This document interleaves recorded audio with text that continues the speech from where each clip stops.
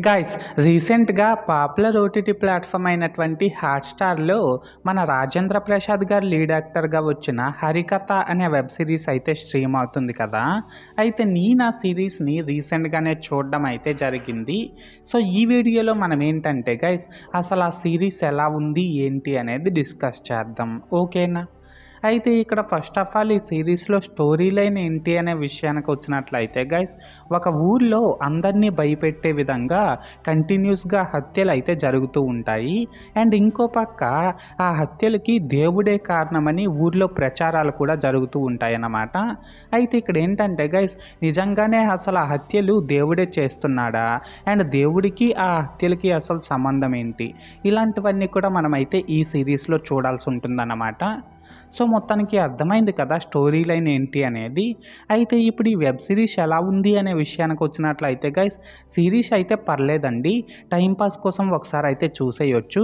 And ఇప్పుడు ఈ సీరీస్‌లో plus points ఏంటంటే దీని డైరెక్టర్ ఎంచుకున్న స్టోరీ లైన్ ఓల్డ్‌దే అయినప్పటికీ కూడా అందులోని మెయిన్ పాయింట్ మాత్రం చాలా రిఫ్రెషివ్‌గా ఉందనే చెప్పాలి. దీనికి తోడు ఇందులోని ఫస్ట్ 2 ఎపిసోడ్‌లు కూడా ఈ వెబ్ సిరీస్‌ని మనం ఎలాగైనా కంప్లీట్‌గా చూడాలిరా బాబు అనే ఇంట్రెస్ట్‌ని అండ్ క్యూరియాసిటీని మనలో బిల్డ్ చేసే విధంగా సూపర్బ్ ఉన్నాయన్నమాట. అలాగే మన టాలీవుడ్లో మోస్ట్ సీనియర్ యాక్టర్ అయినటువంటి మన రాజేంద్ర ప్రసాద్ గారు కూడా తన ఇంపాక్ట్ఫుల్ యాక్టింగ్తో చించి పడేశారన్నమాట. అండ్ ఇందులో శ్రీరామ్ యాక్టింగ్ కూడా పర్లేదు, బాగానే ఉంది.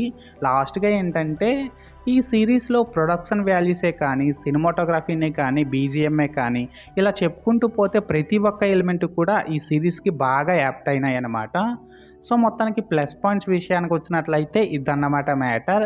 అండ్ ఇప్పుడు ఈ సిరీస్లో మైనస్ పాయింట్స్ ఏంటంటే గైస్ దీని డైరెక్టర్ ఎంచుకున్న కాన్సెప్ట్ అండ్ దాని ఎగ్జిక్యూషన్ ఈ రెండు కూడా ఫ్రెష్గానే ఉన్నప్పటికీ కూడా స్టోరీ మాత్రం చాలా అవుట్డేటెడ్గా ఉండడం వల్ల ఫస్ట్ 2 ఎపిసోడ్లు అయితే పర్లేదు కానీ తరువాత 4 ఎపిసోడ్లు మాత్రం చాలా ప్రిడిక్టబుల్గా అండ్ బోరింగ్గా ఉన్నాయనే చెప్పాలి.